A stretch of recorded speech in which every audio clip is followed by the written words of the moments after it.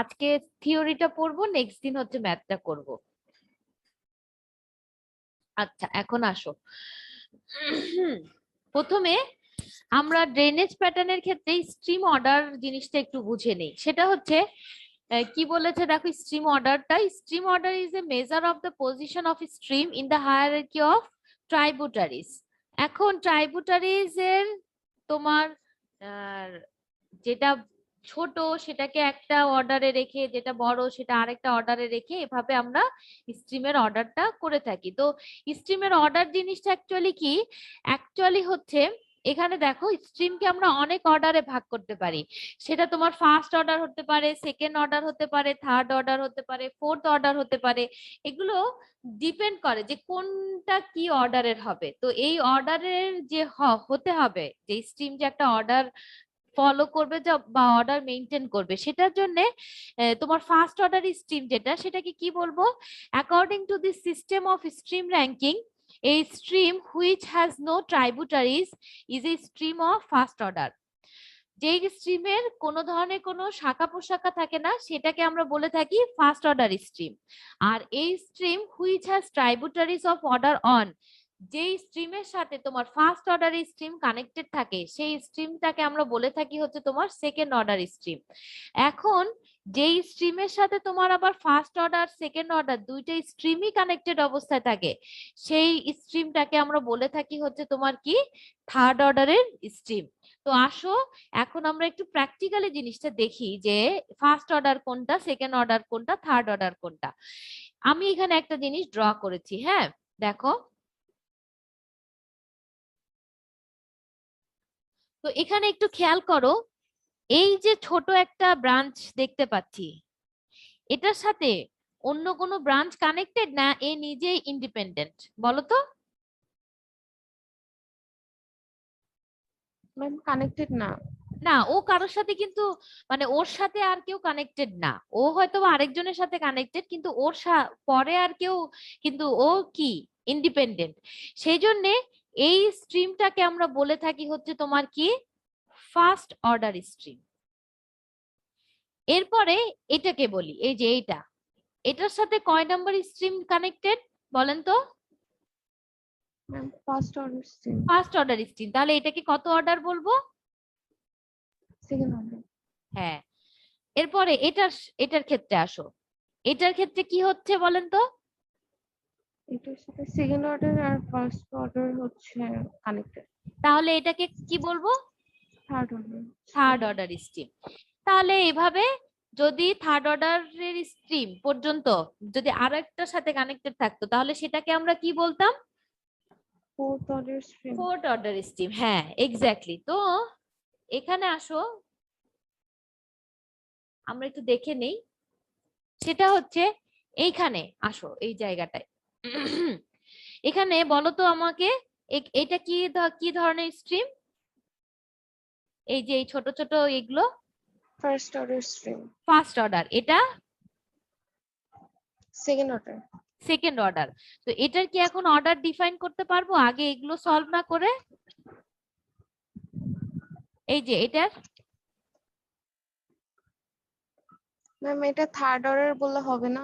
না third order বললে হবে না, কারণ এটার সাথে আরো অনেকেই কানেক্টেড। আগে তোমাকে আশেপাশের গুলো সলভ করে এসে দেন হচ্ছে তোমার যেটা মেইন মনে হচ্ছে সেটাকে তোমার সলভ করতে হবে। আমার কথা কি বুঝতে পেরেছো বিষয়টা? জি ম্যাম। হ্যাঁ। তাহলে এখানে আসো, এই জায়গাটায় আসো। এখানে এটা কি ধরনের স্ট্রিম? এই দুইটা। Ma'am first order stream. তারপর এটা। Second order. তারপর এটা। Third order. আবার এটা এটা কি ধরনের স্ট্রিম? ছোট ছোট গুলো। First order. তারপর এটা। Second order. আচ্ছা, এটা। এটা ফার্স্ট অর্ডার। এটা। Second order. এখন বলো এটা কত অর্ডারের স্ট্রিম? এটা থার্ড। না, এখানে কিন্তু থার্ড পর্যন্ত চলেই আসছে। জি তাহলে এটা ম্যাম তাহলে ফোর্থ অর্ডার হবে। Fourth order stream, exactly. বুঝতে পেরেছো তুমি মেইনটাকে কেন আগে বসাতে পারবা না? কারণ আগে এখানে থার্ড ফোর্থ পর্যন্ত আসতেই পারে, তারপরে না এসে এটা হচ্ছে তোমার ফোর্থ অর্ডার স্ট্রিম হবে। বুঝছো? জি ম্যাম। এই হলো কথা।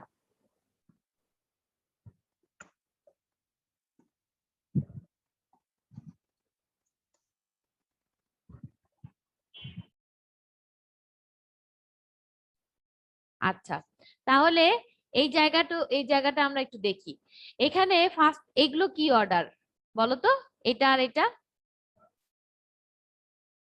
এটা আর এটা, এই যে ছোট ছোট যেগুলো। ম্যাম ফার্স্ট অর্ডার, তারপর সেকেন্ড অর্ডার। হ্যাঁ, দেন এটা, এটা থার্ড। এটা এটা ফোর্থ। এক্স্যাক্টলি। তাহলে তোমরা আশা করি অর্ডার অফ স্ট্রিম বুঝতে পেরেছো। এখন অর্ডারের স্ট্রিম আমাদের কেন দরকার হয়? এটা দরকার হওয়ার কারণ হচ্ছে এক একটা স্ট্রিম হচ্ছে এক এক রকম। সেটা হচ্ছে তোমার কোন স্ট্রিম তোমার দেখা গিয়েছে যে ফিফথ অর্ডার পর্যন্ত তোমার কন্টিনিউ করছে, কোন স্ট্রিম হচ্ছে তোমার সিক্সথ অর্ডার পর্যন্ত কন্টিনিউ করছে, কোন স্ট্রিম সেভেন্থ অর্ডার পর্যন্ত কন্টিনিউ করছে। এটা ডিপেন্ড করে যে কোন কোন স্ট্রিম কোন অর্ডার পর্যন্ত কি কানেক্ট করছে। সেই জিনিসগুলো আমরা এই মানে একটা স্ট্রিম থেকে আরেকটা স্ট্রিমের আসলে ডিফারেন্সিয়েশন করার জন্য আমাদের এই অর্ডারের এই সিকোয়েন্সটা আমাদেরকে কি করতে হয়, মেনটেন করতে হয়।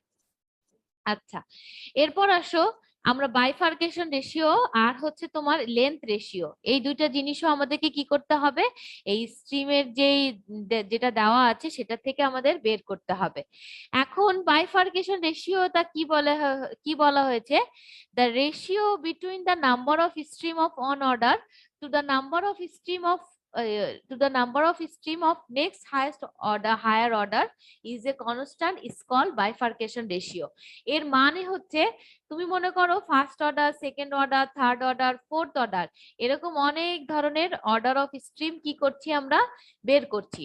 বের করার পর আমাদেরকে কি করতে হবে, আমাদেরকে বাইফার্কেশন রেশিওটা বের করতে হবে। এখন বাইফার্কেশন রেশিওটা যে বের করব সেটা কি, এখানে দেখো প্রথম একটা অর্ডার আছে, অর্ডার অফ স্ট্রিমের নাম্বার দেওয়া আছে, সেটা ডিভাইডেড বাই তার নেক্সট যে হাইয়েস্ট অর্ডার আছে সেটা। মানে জিনিসটা হচ্ছে এরকম, first order divided by second order, second divided by third, third divided by fourth, fourth divided by fifth, fifth divided by six. এভাবে করে আমাদের যে কয় অর্ডার পর্যন্ত থাকবে সেই পর্যন্ত আমাদেরকে কি করতে হবে, বাইফার্কেশন রেশিওটা বের করতে হবে।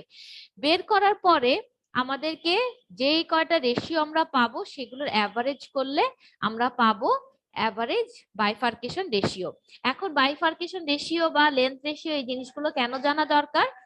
এই জিনিসগুলো জানা দরকার এই সেন্সে, কারণ আমাদেরকে অবশ্যই অবশ্যই তোমার একটা স্ট্রিমের মধ্যে কতখানি ফ্লাডিং হওয়ার পসিবিলিটি আছে সেটা আমাদেরকে আগে থেকে কি করতে হয়, মেজার করতে হয়। এটা মেজার করার কারণ হচ্ছে তুমি যদি একটা নদী নালা খাল বিল পাহাড়, সরি নদী নালা খাল বিল যে কোনো ধরনের তোমার রিভার বডি বা যে কোনো ধরনের ওয়াটার বডির কথা আমি চিন্তা করি, সেই জায়গায় যদি তুমি তার হাইট বা তুমি তার হচ্ছে তোমার মনে করো এই ফ্লাডিং হওয়ার যে পসিবিলিটি সেই জিনিসগুলো আগে থেকে যদি প্রেডিক্ট না করো, তার আশেপাশে যে এরিয়াগুলো থাকে, ওই যে আমাদের উপকূলবর্তী যে এরিয়ার কথা আমরা বলি, সেই জায়গাগুলো খুব ইজিলি কি হয়ে যাবে, পানির তলে বিলীন হয়ে যাবে। সো এজন্য আমাদের আগে থেকেই প্রেডিক্ট করে নিতে হয় যে ইয়েস আমাদের এখন এই জায়গায় এতটুকু পরিমাণ পানি আছে বা এই জায়গায় এই আমাদের প্রোটেকশন নিতে হবে। তাহলে আমাদের ওই সারাউন্ডিংস যে এরিয়াটা থাকবে সেই এরিয়ায় কোনো ধরনের কোনো ফ্লাডিং বা কোনো ধরনের কোনো ন্যাচারাল ডিসাস্টার হওয়ার পসিবিলিটি থেকে আমরা বেঁচে যাব আর কি, বা হলেও সেখানে খুব বেশি ডিসাস্টার হবে না। এই হলো কথা। এরপর হচ্ছে তোমার বাইফার্কেশন রেশিওটা বের করলাম। এরপর লেন্থ রেশিওর কথা আসো। লেন্থ রেশিও জিনিসটা কি? লেন্থ রেশিও জিনিসটা হচ্ছে বাইফার্কেশন রেশিও জাস্ট উল্টাটা। যেমন এখানে হচ্ছে ওখানে ছিল হচ্ছে লোয়েস্ট অর্ডারটা উপরে আর তার নেক্সট হাইয়েস্ট অর্ডারটা নিচে, আর এখানে হচ্ছে ফার্স্ট অর্ডার স্ট্রিমের যে মিন লেন্থ সেই মিন লেন্থ, আর second order stream, third order, fourth order, এগুলোর আমরা মিন লেন্থটা বের করি। এখন মিন লেন্থের ভ্যালু কিভাবে দেওয়া থাকে? দেওয়া থাকে হচ্ছে তোমার এভাবে 4n স্কোয়ার, তারপর হচ্ছে তোমার 5n স্কোয়ার, তারপর হচ্ছে তোমার 6n স্কোয়ার, এইভাবে তোমার মিন লেন্থের ভ্যালু দেওয়া থাকে। এখানে n এর ভ্যালুটা কি? n এর ভ্যালুটা হচ্ছে স্ট্রিম অর্ডার। এখন স্ট্রিম অর্ডার কি কি হতে পারে? স্ট্রিম অর্ডার হচ্ছে তোমার ফার্স্ট হতে পারে, সেকেন্ড হতে পারে, থার্ড হতে পারে, ফোর্থ হতে পারে, ফিফথ হতে পারে, বিভিন্ন ধরনের স্ট্রিমের অর্ডারটা এখানে হতে পারে। এখন আসো এই মিন লেন্থ, এই লেন্থ রেশিওটা কিভাবে ক্যালকুলেট করব? লেন্থ রেশিওটা ক্যালকুলেট করব হচ্ছে, দেখো, second order divided by first order, third divided by second, fourth divided by third, fifth থাকলে ফিফথ ডিভাইডেড বাই ফোর্থ, এভাবে করে আমরা লেন্থ রেশিওটা বের করলাম। বের করার পরে দেন যে কটা লেন্থ রেশিও পাবো সেগুলোকে অ্যাভারেজ করে এখান থেকে পেয়ে যাব হচ্ছে অ্যাভারেজ লেন্থ রেশিও। ক্লিয়ার সবার কাছে এটা?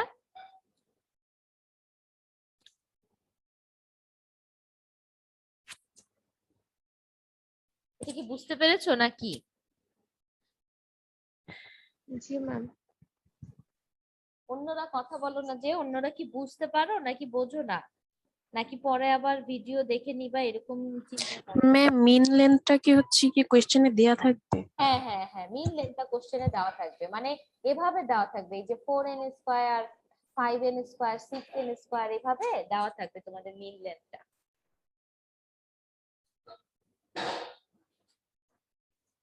আর কিছু? না মিস, বাকিগুলো বুঝছি। বাকিগুলো বুঝতে পেরেছো? এরপরে আমাদের আরো কিছু জিনিস বের করতে হয়, সেটা হচ্ছে চ্যানেল যেটা আছে সেই চ্যানেলটার হচ্ছে লেন্থটা বের করতে হয়।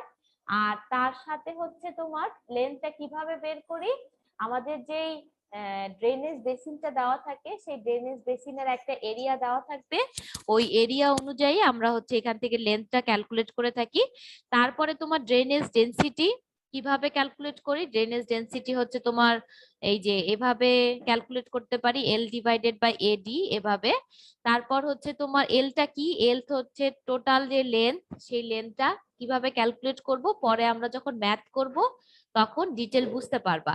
এখন যতই মুখে বলি জিনিসটা অতখানি আত্মস্থ হবে না। তো শুধু একটু জেনে নাও যে ড্রেনেজ ডেনসিটি যে বিষয়টা সেটা বের করি কিভাবে, এল ডিভাইডেড বাই এডি, এটা দ্বারা। আর ওভারল্যান্ড ফ্লোটা কিভাবে বের করি? তোমার হচ্ছে 1/2D, মানে drainage density 2DD, drainage density মানে হাফ অফ 1 * ড্রেনেজ ডেনসিটি দ্বারা আমরা হচ্ছে লেন্থ অফ ওভারল্যান্ড ফ্লো বের করি। তারপর স্ট্রিম ফ্রিকোয়েন্সিটা বের করি কিভাবে, number of streams in a network আর total area of drainage basin. এভাবে আমরা কি করতে পারি, এই স্ট্রিমের যে ফ্রিকোয়েন্সি সেটা বের করতে পারি। এখন কথা হচ্ছে, আমি তোমাদেরকে আগে থেকেই যখন ম্যাথটা করব তার আগে থেকে আমি তোমাদেরকে একটু সতর্ক করতে চাই এটা বলে, সেটা হলো সর্বপ্রথম ম্যাথটা করার আগে যেটা করতে হয়, এই যে স্ট্রিমের যে নেটওয়ার্কটা, এই নেটওয়ার্কটা আমাদেরকে কি করতে হবে, সলভ করে ফেলতে হবে। এখন যদি এই নেটওয়ার্কটা সলভ করতে ভুল করো তাহলে তোমাদের এই টেবিলটা ভুল হয়ে যাবে। যখন এই টেবিলটা ভুল হয়ে যাবে তখন আলটিমেটলি তোমাদের এই ভ্যালুগুলো ভুল হয়ে যাবে। সো অ্যাকচুয়ালি এখানে যে কন্টিনিউশনটা হয় ম্যাথের, সেটা হচ্ছে প্রথমে তোমাদেরকে এই নেটওয়ার্কটা তোমাদের ভালো করে সলভ করতে হয়, দেন আস্তে আস্তে আস্তে আস্তে আমরা কি করি, আমাদের সামনের দিকে আগাতে হয়।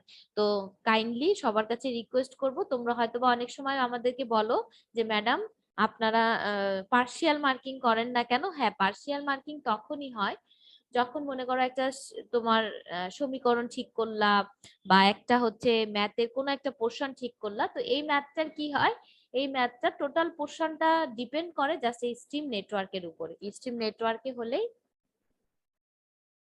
হলে তাহলে আমরা এখান থেকে বের করতে পারি। আচ্ছা, তো স্ট্রিম নেটওয়ার্কটা আমাদেরকে আগে থেকে কি করতে হবে, সলভ করতে হবে ভালো করে, এই হলো কথা। ম্যাম এক্সামে তো এই ছবি আঁকতে হবে না। এক্সামে এই ছবি আঁকতে হবে। এখন আঁকতে না এঁকে তোমরা কি করে হচ্ছে সলভ করবা? মানে কোনো পদ্ধতি তোমাদের কাছে থাকলে আমাকে বলতে পারো যে ম্যাডাম এভাবে করলে আমাদের সুবিধা হবে। মানে যদি এরকম হয় আমি তোমাদেরকে একটা অপশন দিতে পারি, সেটা কি জানো? তোমরা যদি না না না ওটা ছবিটা এঁকে করবা, কারণ এখানে কথা আছে।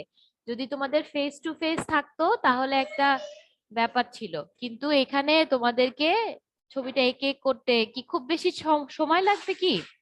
ম্যাম সময় না আঁকতে গেলে ম্যাম ওই যে ভুল ভুল হয়ে হইতে যায়। পারে ম্যাম এর আঁকাটা।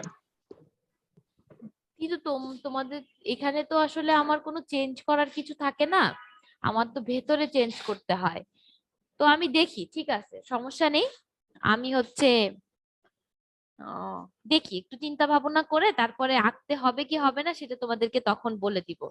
যদি কোশ্চেনে ম্যাম না সেভাবে আঁকলে তো আবার হচ্ছে অর্ডার গুলো হচ্ছে ক্যালকুলেট করতে হচ্ছে কি ভুল হয়ে যায় ভুল হয়ে অন্য যাবে, কোনো থেকে। হ্যাঁ হ্যাঁ হ্যাঁ, সম্ভাবনা থাকে। আবার তোমরা আরেকটা মানে মানে অন্য চিটিংও করতে পারো। কিভাবে জানো?